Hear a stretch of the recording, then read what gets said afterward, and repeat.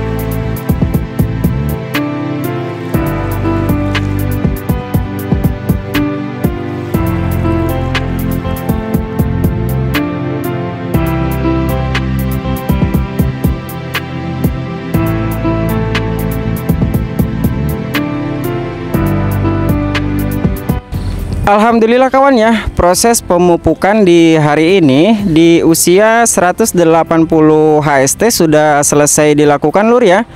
Tadi saya selesai pemupukan sekitar pukul 9:30 menit. Nah, dan sekarang menunjukkan waktu siang hari sekitar pukul 10:35 menit. Cuaca siang ini di sini sangat begitu terik lur ya. Dan ini perkembangan setelah dilakukan pemupukan tadi pagi. Alhamdulillah lur ya, untuk proses pembungaan menjadi buah semua lur ya. Dan bisa dilihat nih seperti ini. Tuh.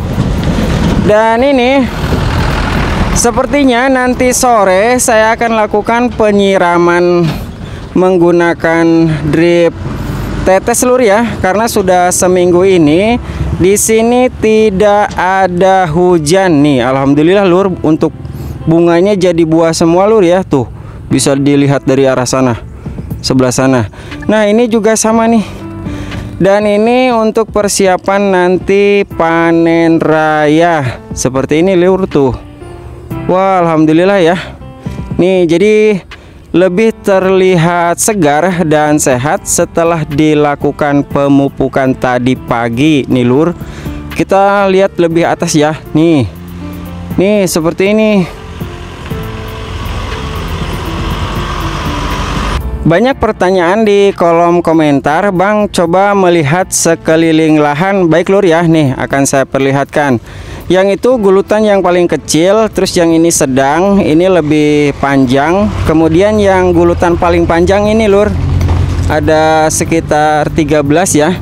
Nah ini anggaplah itu yang 3 gulutan, kita hitung 1 gulutan lur ya.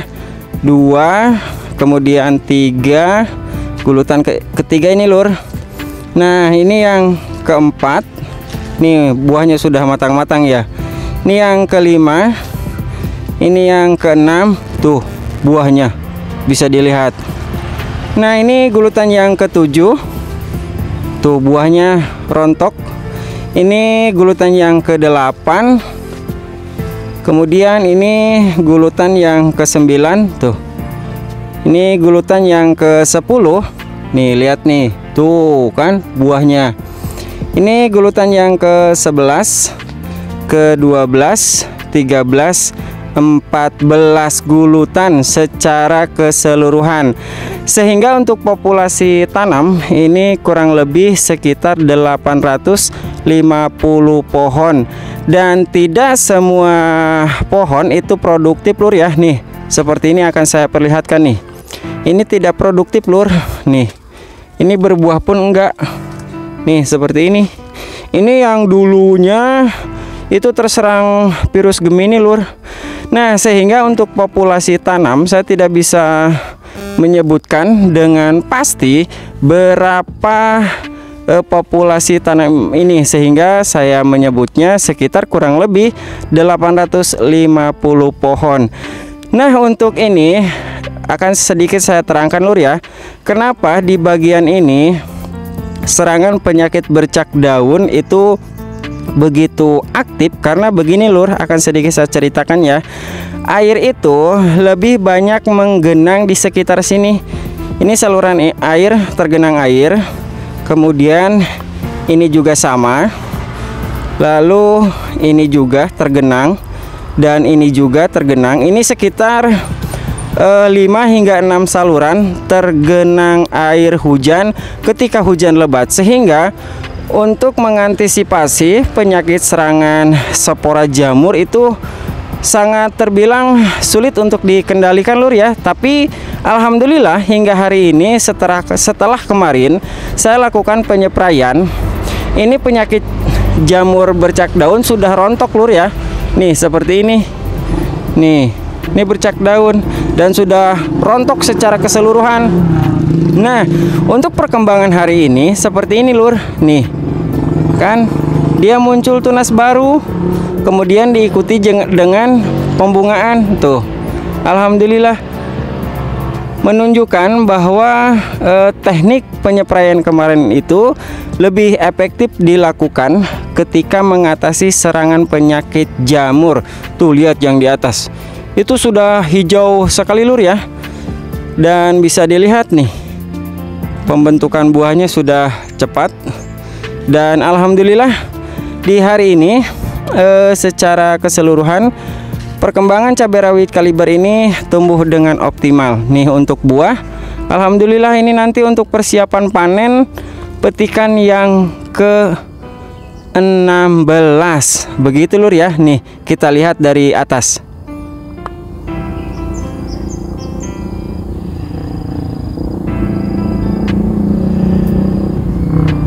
Pupuk yang saya gunakan kali ini cenderung lebih banyak untuk mengantisipasi dan membasmi penyakit tanaman lur ya, seperti spora jamur, patogen, dan juga bakteri penyebab penyakit tanaman.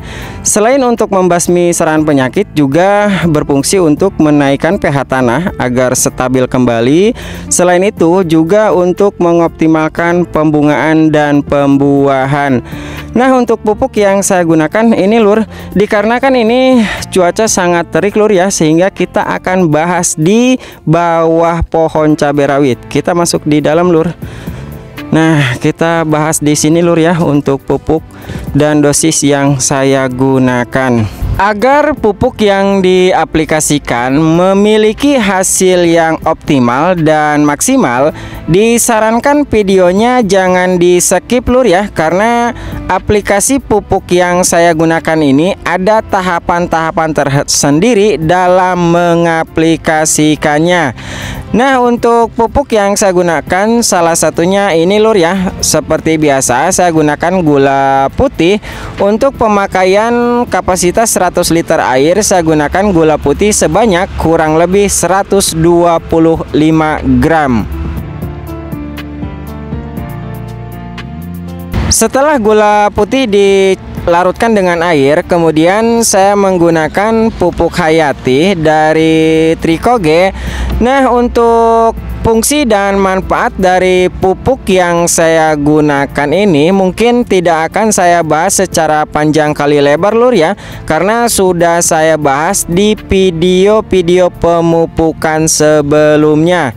Nah, untuk dosis pemakaian pupuk hayati Tricoge untuk kapasitas pemakaian air sebanyak 100 liter, saya gunakan pupuk hayati Tricoge ini kurang lebih sebanyak 250 gram.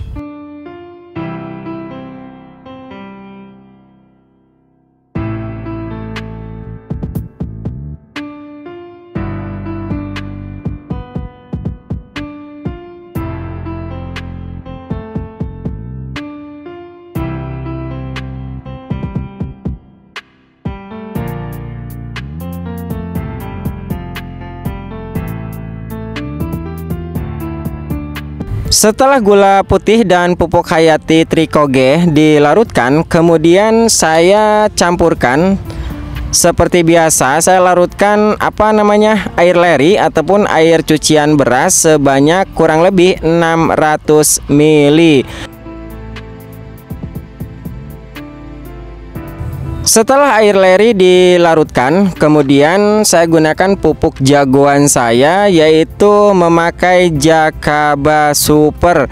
Nah, banyak juga yang bertanya, apa sih Jakaba itu, Kang?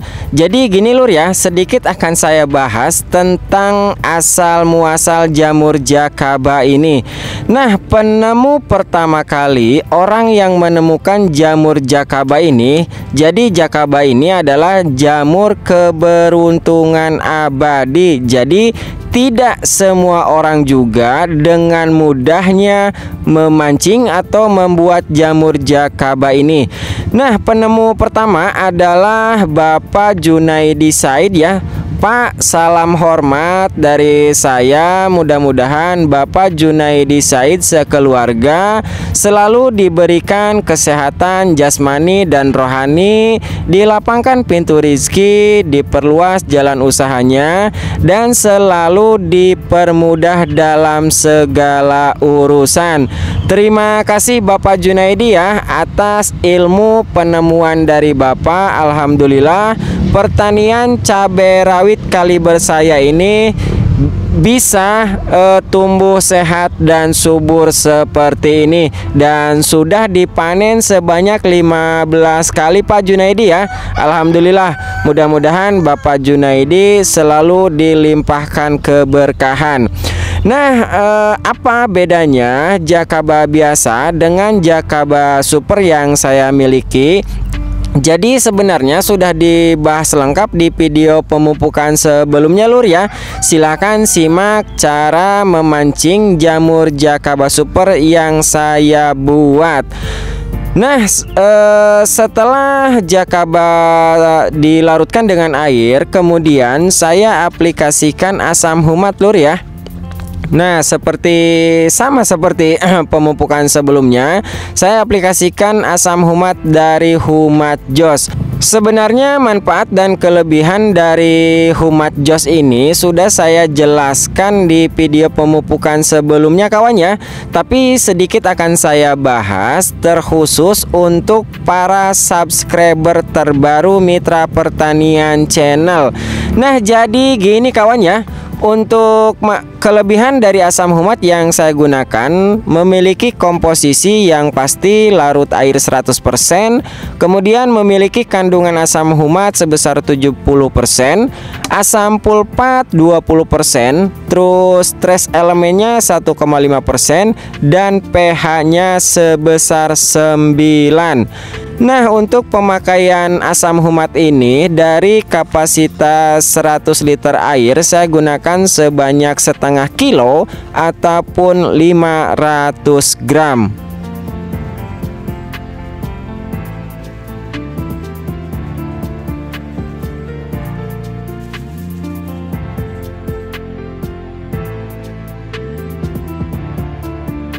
Setelah asam humat tercampur merata dengan pupuk yang lainnya, kemudian saya aplikasikan suplemen tanaman yaitu asam amino. Nah, apa kelebihan dari asam amino yang saya gunakan ini? Jadi gini lur ya. Untuk kandungan asam amino ini dia dilengkapi dengan unsur makro nih lur, ada fosfat, kalium, sulfur, kalsium ya. Kemudian dilengkapi juga dengan unsur mikro nih, ada boron, ada seng, dan berbagai unsur mikro lainnya. Kemudian asam amino ini memiliki asam amino sebanyak kurang lebih ini ada sekitar 19 jenis asam amino. Kemudian dilengkapi juga dengan hormon zat pengatur tumbuh seperti auksin, sitokinin, giberelin, natrium, dan beberapa zat pengatur tumbuh lainnya. Kemudian untuk dosis asam amino saya gunakan sebanyak 2 ml per liter, atau dari pemakaian 100 liter air saya gunakan kurang lebih sekitar 230 hingga 240 ml.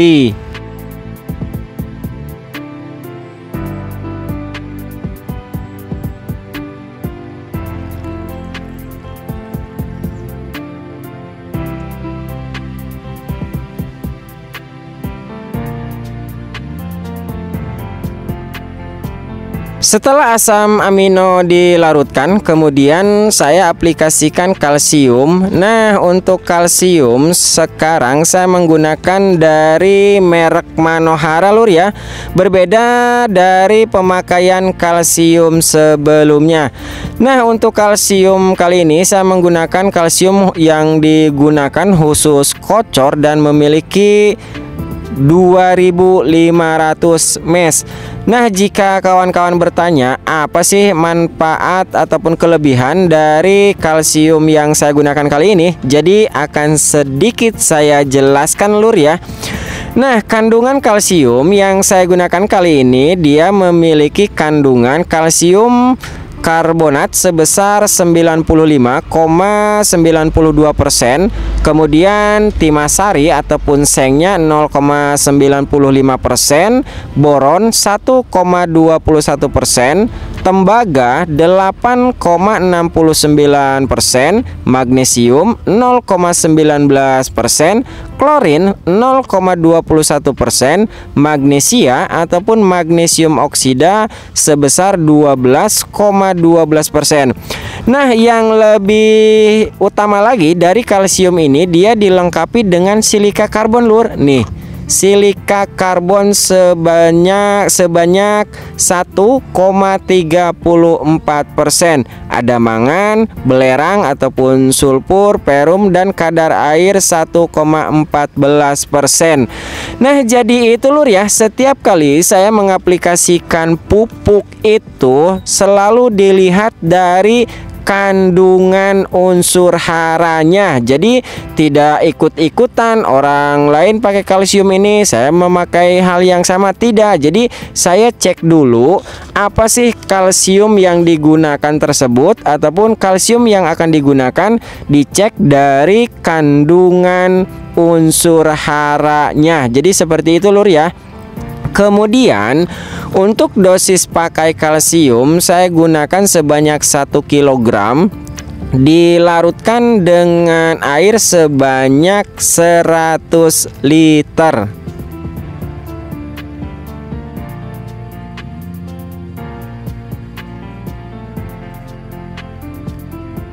Baik kawan ya, mungkin informasi yang saya sampaikan dalam perawatan cabai rawit kaliber ini mungkin cukup jelas kawan ya.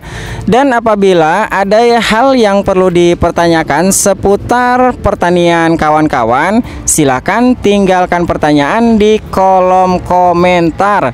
Insya Allah akan saya balas sesuai pengetahuan dan pengalaman saya pribadi.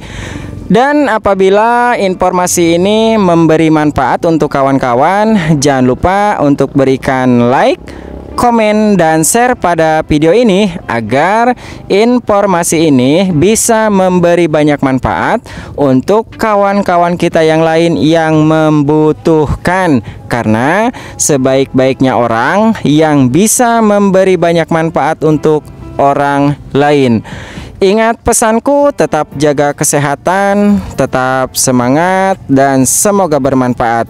Selamat menunaikan ibadah puasa bagi yang menjalankannya. Terima kasih dan sampai jumpa di informasi perawatan bermanfaat berikutnya.